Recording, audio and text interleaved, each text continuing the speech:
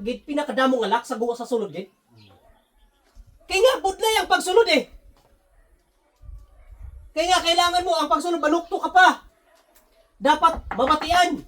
Ay, budlay na manukto ka. Diyapuha po lang purtahan. Tigid nga, ang relasyon mo sa Ginoo, hindi maguba.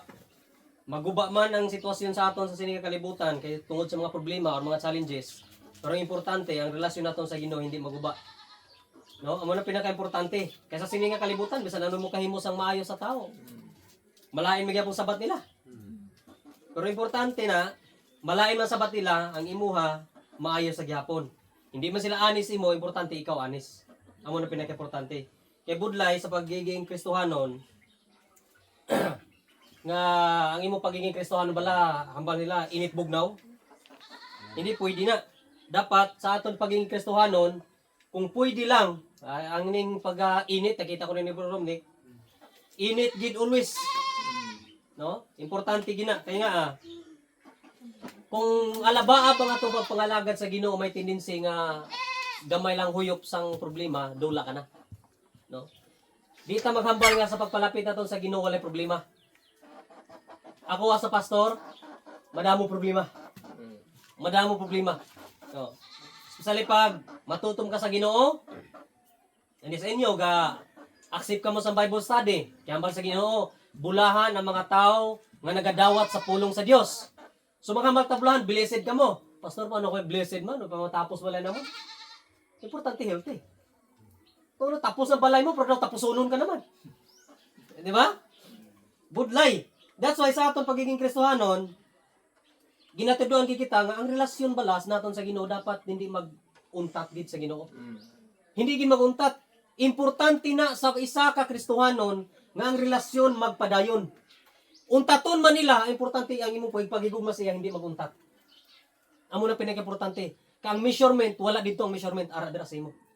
O pareha lang wala na siya pagigugma sa imo. Ikaw may ara pa, di padayon. Kung madula siya, ang importante ang imong pagigugma sa iya wala madula. The same thing man sa Dios. Ang pagigugma sa Ginoo sa aton wala gid pagkadula. Kita lang gani kadula-dula. Kadula ay papa. No? Ang Diyos hindi. Kadula-dula ta. Ginoo, pagbugtaw ko, tatan ko sa rekta. Kaya nga, hindi makapauntat sa akon ang pagpangalagad ko sa Ginoo. Kaya nga, wala ko gitawag sa tao, gitawag ko sa Ginoo. Tunta, pangayo, pangita, panuktok. Kumbaga, pangayo plus, pangita plus, panuktok plus, ay equals, action. Initanan, makabalta pangayo, di ba santos mangayo, tamo na? Pwede mangayo. Di ba, amo na? Meaning may action. Di ba pwedeng daw patay ka? Pwede mangayo, sis. Dapat may action, tama? Kay gusto sa Ginoo ipaabot sa aton, hindi lita puro ba, action. Tama? Lord, I love you, Lord. O paano mo mahambal nga labo si Lord? Di ba?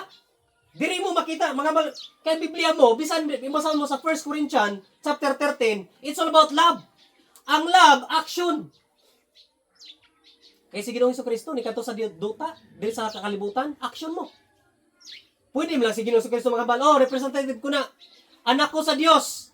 Nga ako pag magpakamatay dahaw? Pwede mo ko magsugo anghel, bisan pa pila kalibong anghel gusto mo papatayaw? Pwede. Pero hambal ni Kristo hindi eh. Pangayo. Ang gugma sa Ginoo, action. Hindi lang puro hambal.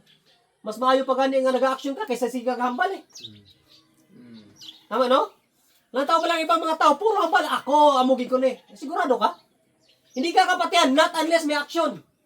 Amo man na ang mga mupadalagan sa mga kagawad. Di ba? Pag iboto niyo ko, baklan ko kamo sa amon eh. Di ba? Ang dalan sa inyo, butangan ko sang espalto. Di ba? Hatagan ko kamo sang bomba para di kong mayawan pang sagob. Tama? Lantawa pagkatapos ng eleksyon, kung may action. Wala. Puro hambal. Wala action. Pangayo kag paghatagan kamo. Problema sang tao, wala na mangayo, tapos nagpaabot sang hatag. Huwag ka man mangayo. Nga nagpaabot ka sang hatag. Sometimes, kailangan mo maghambal. Kaya para ang Ginoo, muhatag sang aksyon. Ang Ginoo, nakabalo naman, Pero gusto sa Ginoo nga may action ka nga paghimuon ba? Kay budlay man nga ikaw, Kristiyano, wala kay gihimo nga maayo. Pa, magpakabuot na gid ko pa. O sige, 2025, amo ng New Year's resolution. magpakabuot ako. Pero di gapon ka masugo. Paano ka mahambal mo pakabuot ka? Di ka masugo.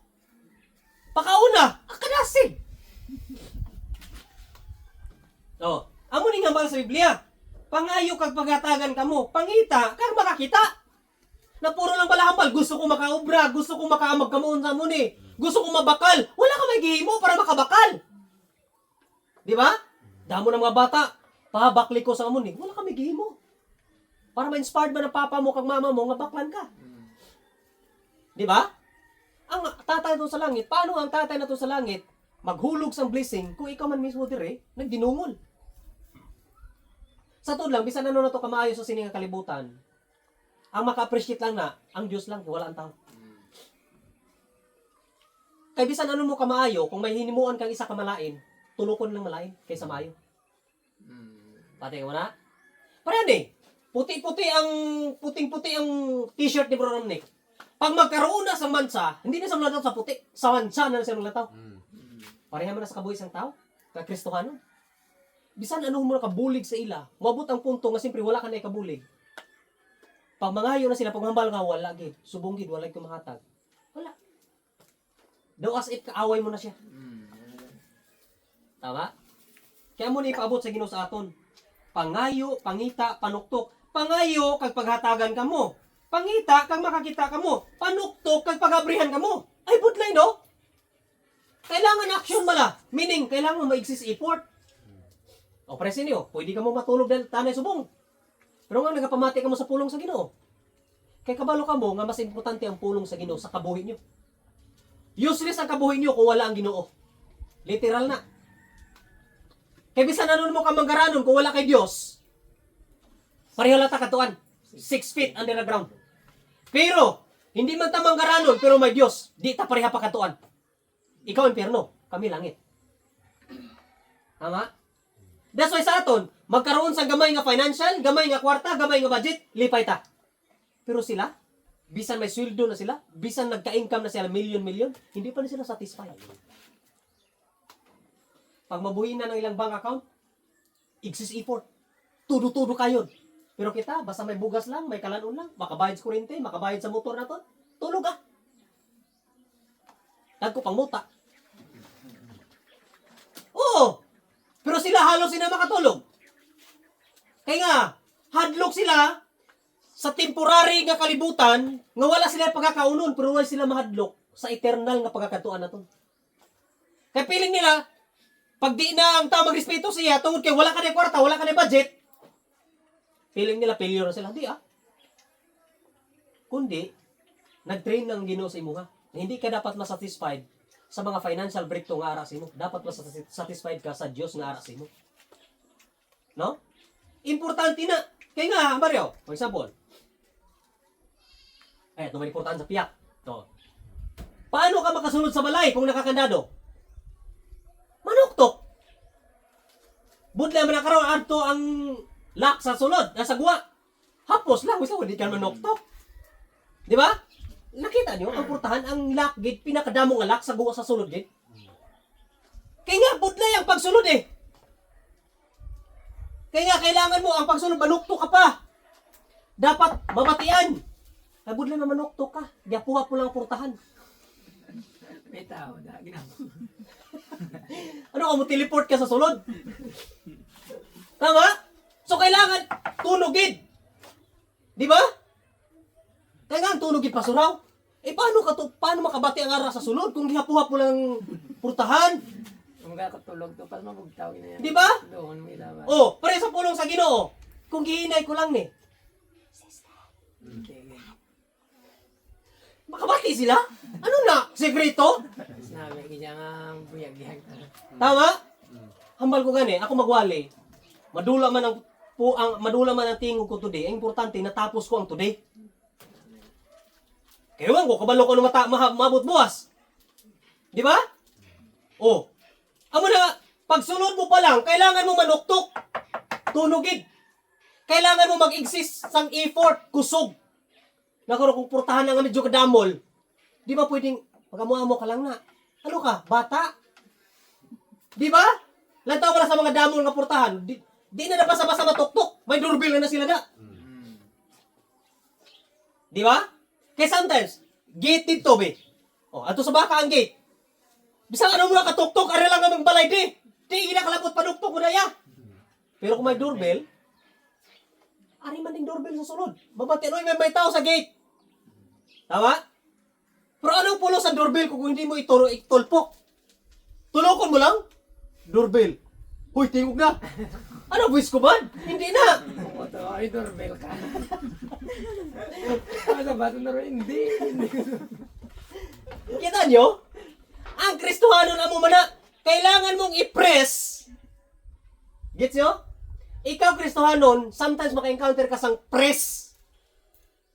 Para mabalaan kung Kristohanon ka or magtingog ka ba? Kung paano ka mag-react. Ang doorbell, di mo na pwedeng tulokon, kaya di na voice command. Doorbell, are you there?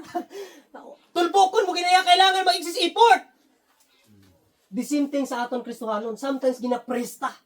Ginapresta sa problema, ginapresta sa masakit kag balatian, ginapresta sa tanan. Even mga bata na ton, even mga relatives sa ton, daw wala ni pakialam sa ton, daw ginapresta. Pero hindi ka makabalaka. Sa imo pagpanawag sa Ginoo, nabatian ka. Kay tunog imo pagpanoktok ya.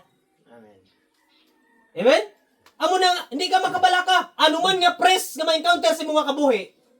Ako naka-encounter sang press, sure. Amen? Pressure ba? Pressure. Tama? Nataw ba na sang maghulog-hulog ka 5 piso para magpasirit sa imong motor para may pressure ang tubig? Di ba?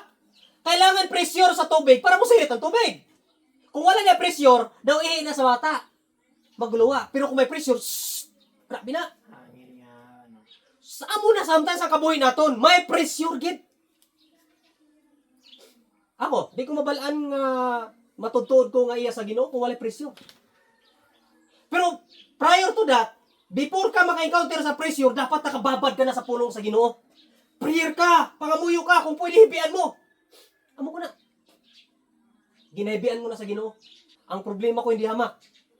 Pero nagpabiling nagyapon ko sa Ginoo. Hindi kay maayo ko, hindi kay buot ko, hindi kay matutom ko, kundi matutom ang Diyos ko.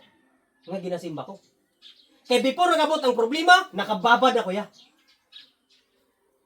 Kumaga nakauyat ako todo. Hindi ba pwede nga nagabot ang pressure kung papaguyat mo? Di ba? Lagaw wala.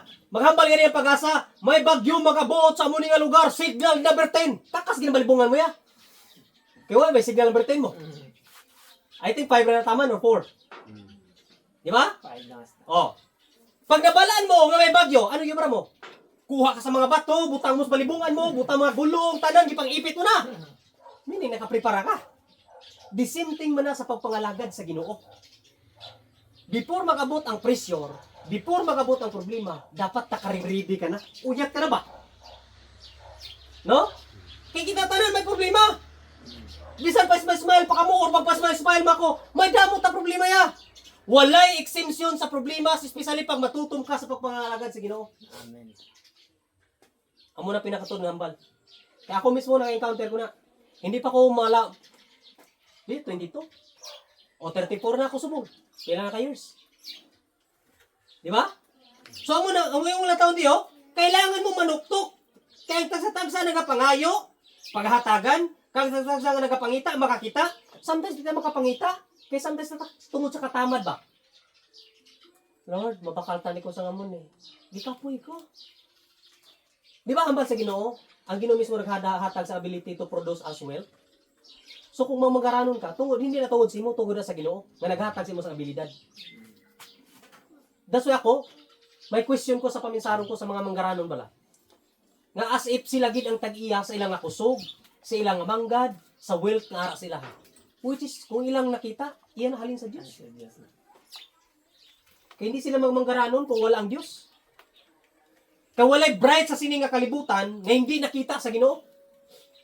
Kaya pinaka-bright sa sining nga kalibutan, kamanguan lang nasa Ginoo. Naso even ako maghambal ko, ako valedictorian ko. Kung wala ko'y Ginoo, why pulos ng term nga valedictorian? Oo. Kaya nga, bubo ko man lang sa tubangan sa Ginoo. Oh, latawa. Mga doktor, pambala sa pulong sa Ginoo. Kakanga-kanga na. Lawyer, pambala sa pulong sa Ginoo. Ano, huya na. Pero padibatiha about laye. Laye lang nabala nila ya. Pero ang laye sa langit, nabala nila? Wala. Sino ang pinakadabis ng may layi? Layi sa Diyos ang the best. Mm. Kaya yung layi sa kalibutan, sometimes pwede mo tagan ng kwarta, ipit ka, okay na. Mm. Pero ang layi sa Diyos, hindi mo pwedeng matagan sa kwarta. Pag sala ginaya. No? Amo ni, kaya sa tagsa nga nagapangayo paghatagan, kaya sa tagsa nga nagapangita makakita. Kag ang mga nagapanuktok pag-aabrihan. Oh, sometimes kita way ta mabrihan, way ta mablisingan, kaya ang opportunity nga ara na sa tutubangan gina-decline pa naton. O sometimes kita ka ba pasalamat ba? Gamay nga blessing. Kulang. Hindi mo pwede magpasalamat ka danay? Paano ka kapasalamat sa dako kung sa gamay pa lang gani, di ka kontento? Di ba? Importante na. Kaya nga, amo na ipabot sa Ginoo sa aton. Pangita, una, pangayo, pangita, panuktok. Importante na. Nagpakamatay para sa imo kag sakon. Eh, promisa ni Lord eh. Sino gini si Lord man? Gabisan kapila ta makasala, ginapatawad gyapon ta niya. Pero paano na ihatag sa Ginoo ang blessing nga ginapangayo mo, ginapangamuyo mo kung ikaw mismo nagkulang sa Ginoo?